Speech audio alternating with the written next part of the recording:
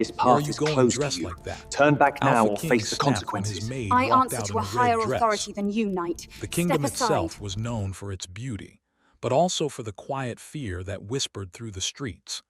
The Alpha King Kale ruled not only with power, but with a presence that made hearts race and knees tremble. People said his eyes could see through lies, through walls, even through the hearts of men. Few dared to approach him without permission. Yet today, in the quiet of the early evening, the palace halls buzzed with a different kind of tension. In a small chamber tucked behind the grand kitchens, a young maid prepared herself in secret. Her name was Leora, and though she wore the plain garments of a servant most days, tonight was different. Tonight, she would wear a dress that would make even the stars take notice. The red dress lay on the bed, folded with care. Its silk shimmered like the glow of a sunset caught on water. Leora's hands trembled slightly as she touched it. She had never worn anything so bold, so impossible in all her life. Her fingers lingered on the fabric, imagining the way it would fall across her shoulders, the way it would catch the light. "Leora," whispered her reflection in the small mirror, "is this madness or courage?" She did not answer. Instead, she pulled the dress over her head. The fabric clung to her figure, flowing to the floor in waves that seemed alive. For the first time in her life, she felt seen, not as a servant, not as a shadow in the palace, but as someone who mattered. And perhaps someone who could be dangerous. From the hallway outside, soft voices echoed. The preparations for the annual Crimson Masquerade were underway. It was the night when the entire court gathered in celebration, when nobles danced and paraded under lantern light, and when the Alpha King himself would appear to watch and judge. For Leora, this night was an opportunity. A chance to step beyond the shadows, to claim something she had never dared to want. She took a deep breath and stepped out of her chamber. The red silk glowed against the pale marble floor as she walked toward the grand hall. Every step echoed in the silent corridors. Her heart pounded in her chest, not from fear but from something more intoxicating, anticipation. And then he saw her. Alpha King Kale stood at the center of the grand hall, his black cloak flowing behind him like the shadow of a storm. His piercing eyes, the color of storm clouds before rain, fell upon her the instant she stepped into the light. The room seemed to pause, the music fading, conversations halting mid-sentence. Even the servants froze in place, sensing the tension crackling through the air like lightning. Kale's voice, sharp and commanding, cut through the silence. "Where are you going dressed like that?" The words were not just a question. They were an accusation, a warning, and a command all at once. Leora felt a shiver run down her spine. She had expected many things when she wore the dress, but she had not expected to face the Alpha King's eyes directly. They were heavy with authority, but there was something beneath the surface, something curious. I go to the masquerade," Leora said softly, keeping her voice steady. She met his gaze, refusing to look away. "Is that not allowed?" The hall seemed to hold its breath. Kale took a step toward her, the air shifting as if the room itself feared his presence. His face was unreadable, a mask of cold power, yet there was a flicker, an almost imperceptible flicker of something else. Surprise, perhaps, or maybe recognition. "Not allowed," he echoed, his voice low, dangerous. "Do you even understand the consequences of stepping into my hall dressed like that?" Leora swallowed hard. She understood perfectly. The consequences could be humiliation, a reprimand, or worse. But she also understood something Kale did not yet see. She was no longer the timid maid who swept floors and carried messages. Tonight, she was fire made flesh. "I understand," she said, her voice firmer now. "But I will not hide in the shadows any longer." Kale's gaze held her for a long, silent moment. Then, almost imperceptibly, he nodded. A storm of emotion passed across his face, a flash of anger, of desire, of something he could not name. The court dared not breathe. Leora dared not move. For a heartbeat, it seemed the world itself had stopped. Then the music began again, soft at first, the notes trembling like candlelight in a draught. The nobles resumed their dances, the conversations cautiously restarting, but the air between Kale and Leora remained charged, taut like a bowstring. Leora's heart raced. She had never felt so alive. She moved further into the hall and Kale's eyes followed her, unblinking. Every step she took was measured, graceful, deliberate. Every glance he gave her seemed to weigh her very soul. She had entered the hall to be noticed, and she had succeeded, though not in the way she had imagined. The masquerade began in full. Masks glittered under the chandeliers, and the dance floor swirled with color and motion. Leora found herself swept into a circle of nobles, their smiles polite but distant. She answered with soft nods, careful not to draw attention, though she knew it was impossible. Kale's eyes never left her. At one point a courtier approached, a young lord with a silver mask and a curious smile. "You look stunning tonight, Maid," he said, bowing. His words were polite, but Leora sensed the unspoken challenge in his tone. He expected her to falter, to shrink back into her role, but she did not. She lifted her chin, her eyes meeting his with calm defiance. "Thank you," she replied. "I am not a maid tonight. I am myself." The words caused a small ripple across the hall. A murmur ran through the crowd. Whispers began, "The maid in red," "the king's interest." Kale's eyes darkened. There was an edge of possessiveness there, something he could not deny. Leora felt it too, a pull, a magnetic force that drew her toward him even as fear tugged her away. She had never known anyone like him.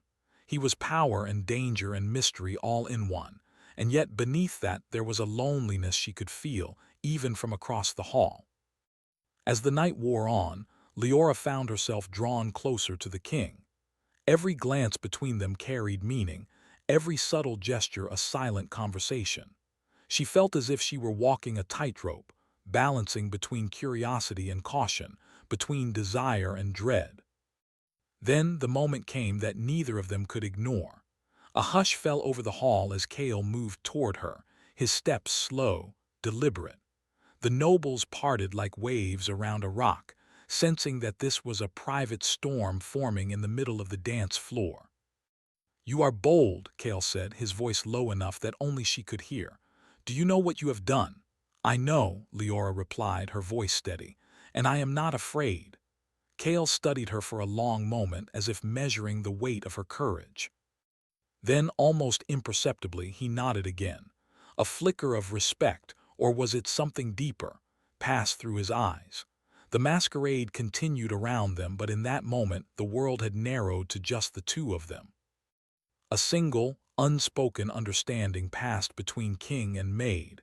They had ignited something neither could deny, a spark that would not be easily extinguished.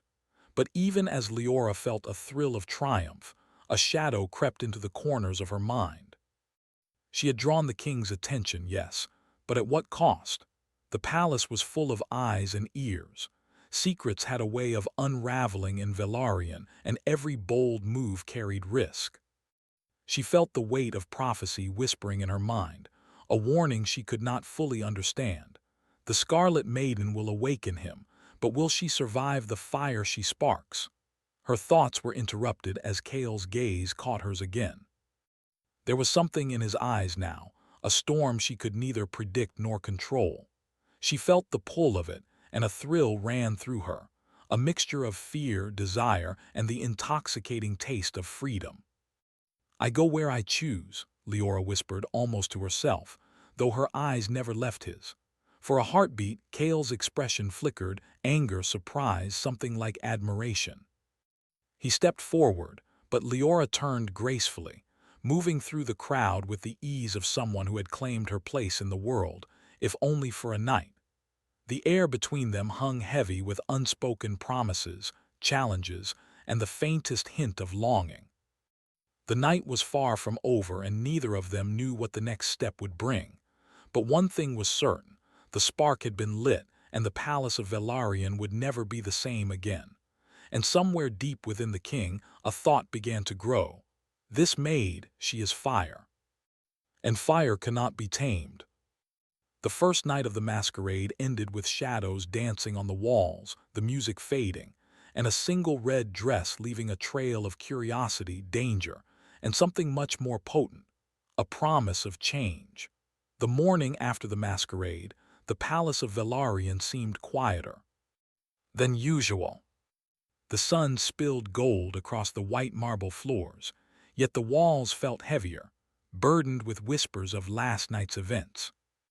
Servants moved cautiously, stealing glances at each other, while the nobles exchanged furtive murmurs about the maid in the red dress who had dared to capture the king's attention. Leora awoke in her small chamber, the red dress folded carefully on her chair. Her hands trembled slightly as she touched it. The memory of Kale's eyes, stormy and unreadable, lingered in her mind. She had never felt such a mixture of fear and exhilaration. The memory made her pulse quicken even now. "Stay calm," she whispered to herself. "It is only the king. It is only a look, nothing more." Yet she knew it was more. That glance, that single command, carried a weight that pressed against her chest. She could not shake it, no matter how hard she tried. Meanwhile, King Kale sat in his private study, the large windows open to let the cool morning air in. He stared at the black marble floor, his hands resting on the arms of his chair. The memory of Leora in her red dress haunted him like a storm cloud refusing to pass. Her boldness, her defiance, her unexpected courage, it unsettled him in ways he had not felt for decades. Kale's trusted advisor, Lord Varon, entered the room cautiously. "Your Majesty," he said, bowing slightly. "The courtiers speak of last night. They say the maid has caught your attention." Kale's jaw tightened. "Yes," he said, his voice cold, though not entirely, "and they are correct."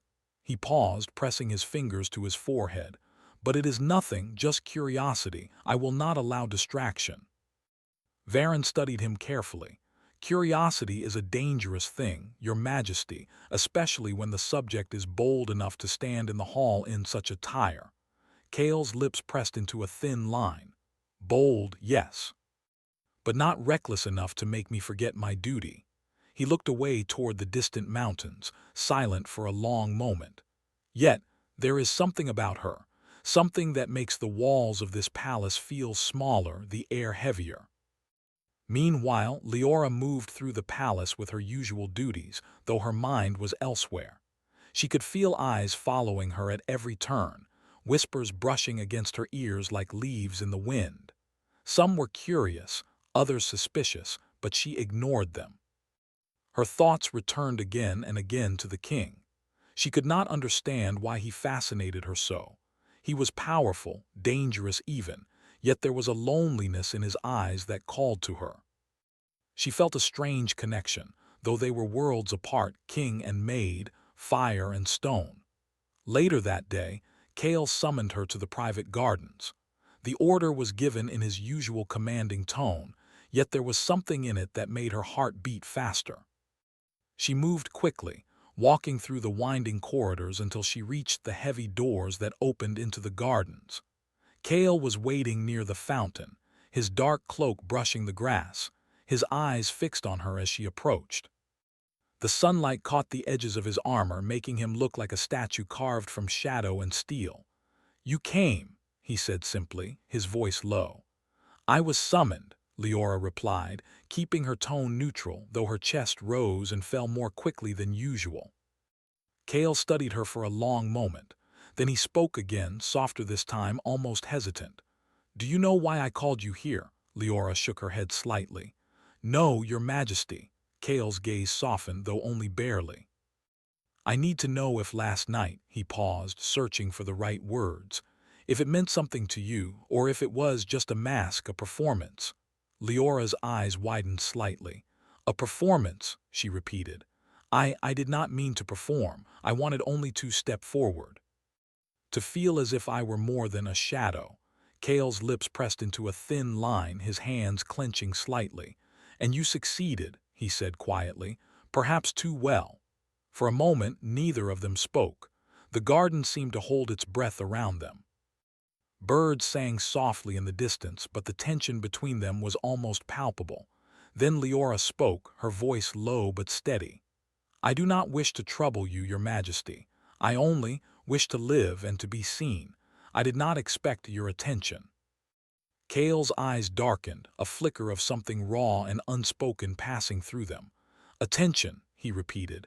"You have no idea what that word means in this palace. Not for you, not for anyone." "I may not," Leora said gently, "but I know what it feels like to be noticed. Even if it is dangerous." Kale's chest rose and fell slowly. He took a step toward her, his presence overwhelming in the quiet garden. "Dangerous," he said, almost to himself. "Yes, perhaps that is the only truth in this place." Leora felt the pull again, the magnetic force that drew her to him despite the risk. Her heart raced, and she could not deny the longing that fluttered like wings in her chest. Yet she remembered her place, the delicate line she walked between boldness and recklessness. Before she could respond, a rustle in the hedges startled them both. From the shadows emerged a figure, one of Kale's advisors, pale and serious. "Your Majesty," the man said quickly, bowing. "There are reports, rumors of a threat to the palace. We are investigating." Kale's eyes narrowed. "A threat," he said sharply, the storm returning to his voice. He looked at Leora, then back to the advisor. "Prepare the guards and keep this quiet. No one is to speak of it beyond this garden." The advisor nodded and left. Kale turned back to Leora, his expression unreadable. "You see," he said, "even a moment of calm cannot last. Danger lurks at every corner in this place. You must remember that." "I understand," Leora said softly. "I will be careful." Kale studied her for a long moment, then finally nodded. "Good. Perhaps, in time, you will understand more than caution. You will understand what it means to survive here in the palace of Velaryon." For a moment, the silence hung heavy. Then Kale spoke again, almost as if testing her. "Do you wish to see the old library? The one few are allowed to enter?" Leora's heart leapt. The library was forbidden to most servants, a place of ancient knowledge and secrets. "Yes, your majesty," she said, trying to keep her voice steady. Kale nodded and led her through the winding corridors. The walls were lined with portraits of kings and queens long gone, their eyes seeming to follow them as they passed.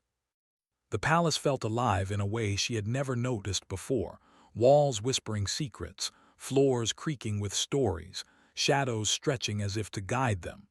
Finally, they reached a heavy wooden door. Kale pushed it open, revealing shelves that reached the ceiling, filled with ancient tomes, scrolls, and artifacts. The air smelled of parchment and dust, of time itself. "This library," Kale said, his voice softer now, "holds knowledge that has been guarded for centuries. Few are allowed in, but I wish you to see it. You may find answers here, or questions. Both are dangerous, but both are necessary." Leora stepped inside, her eyes wide as she took in the towering shelves and the quiet hum of ancient magic.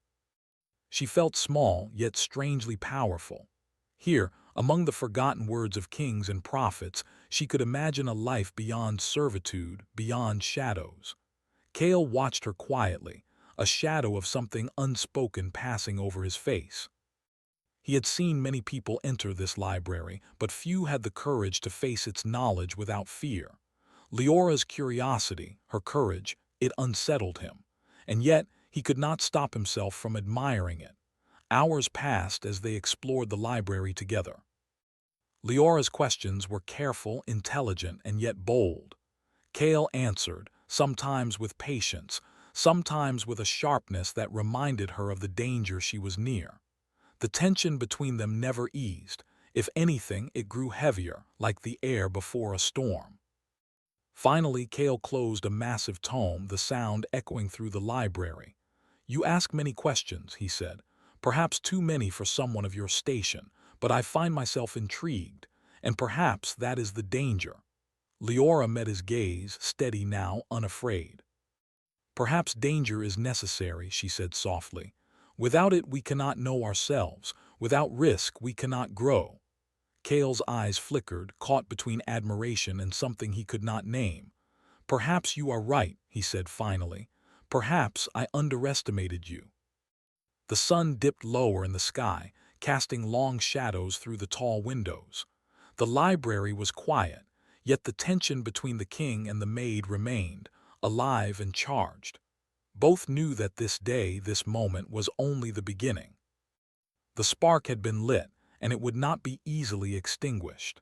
As Leora left the library, she felt a mix of excitement and fear. She had stepped closer to knowledge, closer to danger, and closer to the king himself.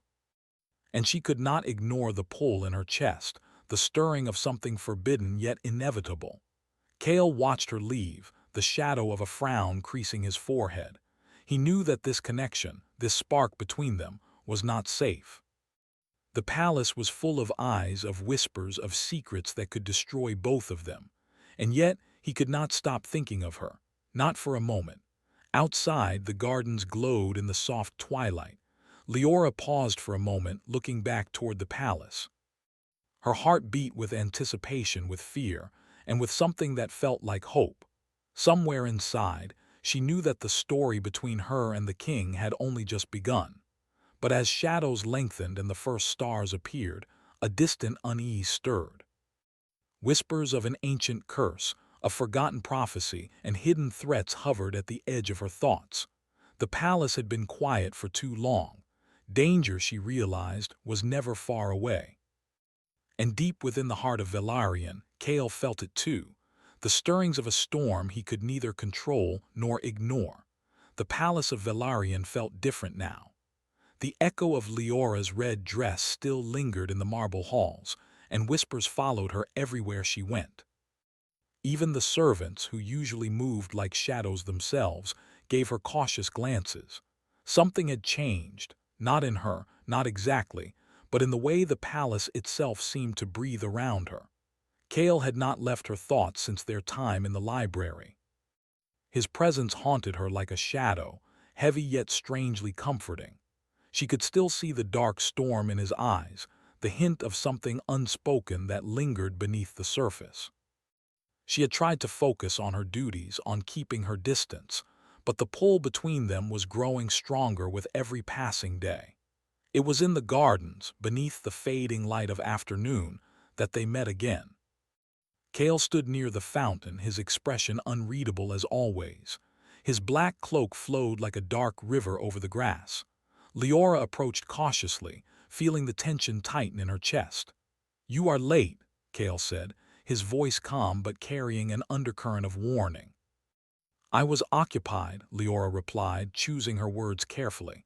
"I have duties to complete, Your Majesty." Kale's eyes softened slightly, though only briefly. "Yes, duties," he said. "And yet you find your way here. Every day you come closer to trouble." Leora felt a small shiver run through her. Trouble. That was what being near him felt like, danger wrapped in something compelling, irresistible. "I do not seek trouble," she said gently. "But I cannot avoid it, not when it calls me." Kale studied her, his gaze sharp as a blade. For a long moment he said nothing. Then he stepped closer, so close that the space between them seemed charged with electricity. "Do you understand the danger you are in?" he asked. "Not just from me, from the palace, from the shadows that watch everything. One wrong step and the world could change for you forever." Leora met his gaze steadily. "I understand," she said, "and I am not afraid." Kale's chest rose and fell slowly. He looked at her for a long moment, then spoke, almost as if testing himself. "You are brave, perhaps too brave, or perhaps foolish. I cannot tell." "I choose bravery," she said softly, "even if it frightens me." Kale's eyes darkened, the storm inside him returning. He wanted to reach for her, to pull her close, to protect her, but he also feared the consequences. He was the Alpha King, bound by duty, by prophecy, by power he could barely control. And yet, Leora stirred something in him that no crown, no kingdom could suppress. Their moment was interrupted by a sudden noise, a shadow moving quickly across the gardens, a figure slipping past the hedges. Both Leora and Kale tensed immediately. The palace was no stranger to danger, and both knew it. Kale's hand moved almost instinctively to his sword, his eyes scanning the shadows. "Stay behind me," he said softly, not as a command but as a promise. Leora nodded, though her heart pounded with a mixture of fear and anticipation. Together they moved through the garden, silent and alert. The air was heavy with tension, the kind that made even the softest sound seem amplified. Suddenly, a figure emerged, a masked intruder carrying a dagger. Kale moved first, his movements fluid, precise, and lethal. With a single, swift motion, he disarmed the intruder and sent him sprawling to the ground. Leora watched, breathless, as the Alpha King revealed the strength and skill she had only glimpsed before. When the intruder was finally restrained by the guards who had arrived moments later, Kale turned to Leora. His expression was sharp, yet beneath it, a flicker of something warmer appeared. "You see now," he said quietly, "why caution is necessary. The palace is full of dangers that are not always visible." Leora's chest heaved as she processed the event. She had seen danger before, had felt fear before, but being beside Kale, watching his skill and focus, it made her heart race in ways she could not name. "I understand," she said softly, "and I thank you." Kale's eyes softened almost imperceptibly. "Do not thank me," he said. "It is not for gratitude that I protect you. It is more than that." The words hung between them, heavy with meaning, but neither spoke further. Instead, they walked back through the gardens, side by side, the silence between them full of unspoken thoughts. Leora felt a strange mix of exhilaration and fear. She had faced danger and survived, not just because of her own courage, but because of Kale. And yet she could feel the tension in the air, the invisible chains of duty and prophecy that bound him. That evening, Leora returned to her chamber, her mind racing. The events of the day had stirred something within her, a fire she could not ignore. She thought of Kale, of his dark eyes and commanding presence, of the way he had moved to protect her. She also thought of the palace, of the dangers that lurked in every shadow, and of the prophecy that whispered in her mind. The Scarlet Maiden will awaken him, but will she survive the fire she sparks? She did not know the answer, but she felt the fire and it burned bright. Meanwhile, Kale sat alone in his study, the torches casting long shadows on the walls. He replayed the events of the day in his mind over and over. Leora's courage, her defiance, her unyielding gaze, it all unsettled him in ways he could not explain. She was no ordinary maid. She was different. He thought of the prophecy, of the ancient words that had haunted him since his youth. "A scarlet maiden shall awaken the storm within the king." Could it be her?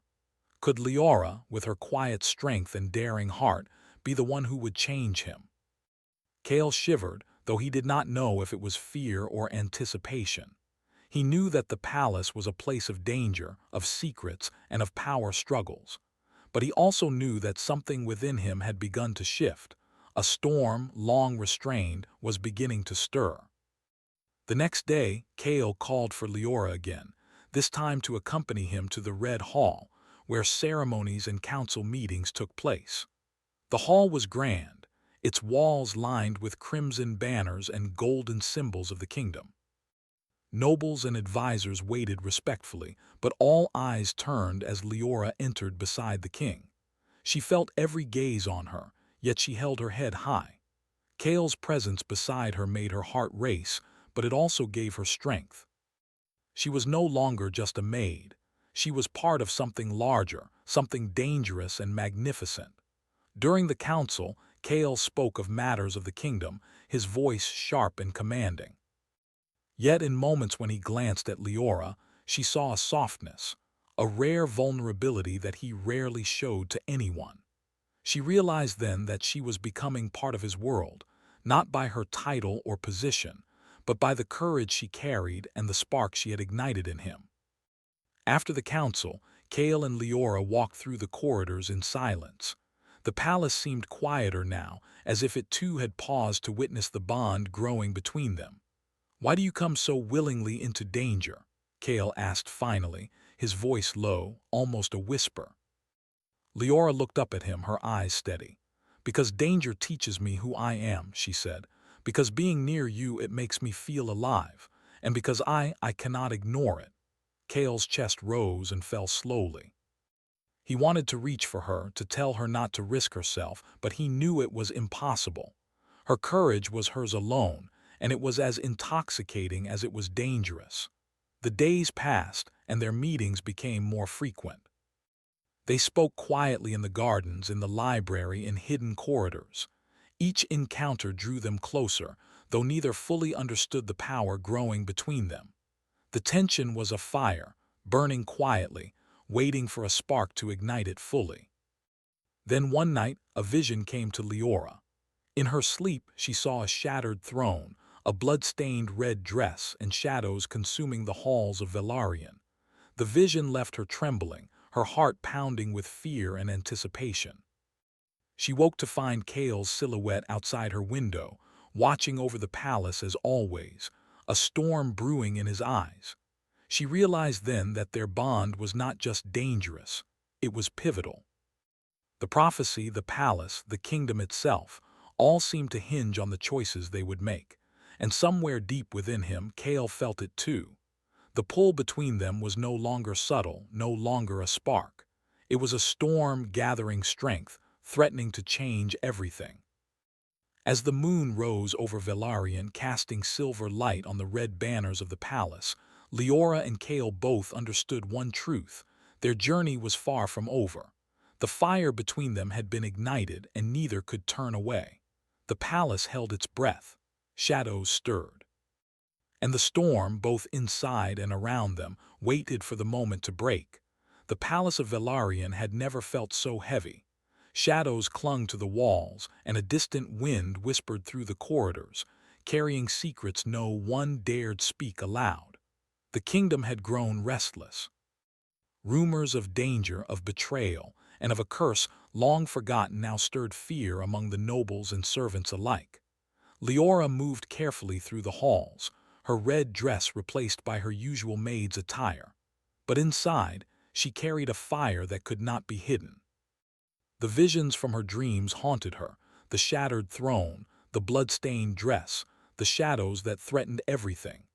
She knew the prophecy was real, and she knew that the path ahead would test her courage, her heart, and her bond with the Alpha King. Kale waited for her in the private gardens, as he often did. The moon hung low, casting silver light over the fountain and the hedges. His black cloak fluttered slightly in the breeze, but his eyes were fixed on her, stormy and unreadable as always. "You are here," he said, his voice low, almost a whisper. "I feared you might have changed your mind." "I could not," Leora replied softly, stepping closer. "Not now, not when everything is at stake." Kale studied her silently. He could see the determination in her eyes, the courage that had drawn him to her from the beginning. Yet he also saw the fear, the knowledge that the shadows surrounding them were not mere threats. They were real, and they were dangerous. "The prophecy," Leora began, her voice trembling slightly. "It speaks of a scarlet maiden who awakens the storm within you. I think it is me, and I fear what it may cost us." Kale's expression darkened. He took a slow step toward her, the storm within him rising. "It is not just a prophecy," he said. "It is a curse, one that has bound my family for generations. Anyone who dares come close risks everything. And yet," his voice softened almost to the point of breaking, "and yet I cannot turn away from you." Leora felt the pull of his words, the weight of his confession. The danger was clear, the stakes higher than ever. But she also felt the undeniable bond growing between them, the spark that had begun in the masquerade, the tension that had pulled them together in the gardens, in the library, in quiet, stolen moments. "I will face it," she said firmly. "Whatever comes, I will not run. Not from you, not from the palace, not from what is meant to be." Kale's eyes softened, a rare vulnerability breaking through his usual storm. "Then we face it together," he said. "But know this, the shadows will not yield easily. They are patient." They wait for fear, for weakness, for hesitation. And if they succeed, his voice trailed off, the unspoken threat hanging heavy in the night air. Together, they prepared for the trials ahead. They moved through the palace in secret, consulting ancient texts, deciphering cryptic warnings, and preparing for the confrontation they both knew was inevitable. Leora learned more about Cale's past than she had ever imagined, the burdens he bore, the mistakes he carried, and the isolation that had hardened his heart. And yet, she saw the flicker of a man who longed for connection, for love, for redemption. The night of confrontation arrived without warning. Shadows moved through the halls like living creatures, whispering threats and illusions meant to unnerve and divide. Cale and Leora moved side by side, their hands brushing occasionally, each touch a reminder of the bond that had grown between them. In the heart of the palace they came upon the source of the darkness, an ancient seal carved into the stone of the old throne room, pulsing with a shadowy energy. The air was thick with tension, the ground trembling slightly beneath their feet. "This is it," Cale said, his voice steady despite the storm raging around them. "The curse, it feeds on fear, on separation, on doubt. If we break it together, we can save the kingdom and ourselves." Leora stepped forward, her eyes fixed on the seal. "I am ready," she said, her voice firm. "Whatever it takes." Cale reached for her hand, and she did not hesitate. Their fingers entwined, and in that moment the shadows seemed to pause, as if aware of the power of their unity. Together they stepped toward the seal, their combined courage and determination forming a force the darkness could not withstand. The shadows resisted, twisting and writhing, trying to tear them apart. Illusions appeared, visions of fear, of loss, of failure. Cale saw faces from his past, mistakes he had made, the pain he had buried deep inside. Leora saw the shadows threatening to consume him, to take him from her before their bond could fully form. But neither faltered. Together they faced the illusions, spoke truths to the shadows, and held on to each other through the storm. Cale's hand tightened around hers, grounding both of them. Leora's courage became their shield, her determination their sword. And then, in a burst of light, the shadows shattered. The seal cracked and fell away, the oppressive darkness lifting like a heavy curtain. The palace, the kingdom, and the very air around them seemed to sigh in relief. Cale and Leora stood together, breathless but unbroken. The curse was broken, not by power alone, but by trust, courage, and the bond they had forged. For a long moment, neither spoke. They simply held each other, feeling the weight of what they had endured and the freedom that now surrounded them. Finally, Cale spoke, his voice low and filled with emotion. You changed everything," he said. "You brought fire where there was only shadow. You brought hope where there was only fear." Leora smiled, tears glimmering in her eyes. "And you showed me that even someone as strong and feared as you can need someone by their side, that even a king can be human." Cale's eyes softened, and for the first time the storm within him seemed to settle. He drew her closer, holding her as if he would never let go. "We are stronger together," he said. "Not as king and maid, not as master and servant, but as equals, as partners." The palace had changed. The shadows had lifted. The kingdom would see a new dawn, one in which fear no longer ruled the halls, and courage and love could flourish side by side. In the days that followed, Cale and Leora walked openly through the palace together. Nobles and servants alike saw the transformation, not just in their bond, but in Cale himself. The Alpha King, who had once been distant and unyielding, now smiled, laughed, and showed compassion. Leora, once a quiet maid, now walked with the confidence of someone who had faced darkness and emerged stronger. The prophecy had been fulfilled, but not as a warning of doom. It had been a promise of transformation, of redemption, of love that could withstand even the darkest of curses. One evening, as the sun set behind the distant mountains, Leora stood with Cale on the palace balcony. The sky was painted in shades of gold and crimson, reflecting the journey they had taken together. "You wore red," Kale said quietly, his hand brushing against hers. And it changed everything. Leora smiled, the memory of that night vivid in her mind. I did not know what would come, but I am glad I did. Kale's eyes held hers, deep and unwavering. And I am glad you did, because without your courage, without your fire, we would still be in the shadows. They stood together in silence, watching the first stars appear in the sky. The palace was at peace, the curse broken and their bond unshakable. Yet both knew that life, like the night, would always hold challenges. But now they faced the world together, stronger, braver, and bound by a love that had been tested in fire and shadow. As the night deepened, the palace seemed to hum with quiet life. The corridors no longer whispered threats but promises of hope. The kingdom would flourish under the rule of a king who had been redeemed, guided by a partner who had shown him courage, love, and trust. And somewhere in the distance, beyond the mountains and forests, the wind carried a whisper, a reminder that even in victory, life's challenges would continue. But now Kale and Leora were ready together to face whatever came. The fire that had been ignited in the crimson dress, in the stolen glances, in the trials of shadows, now burned brighter than ever. It was a fire of courage, of love, and of a bond that could not be broken.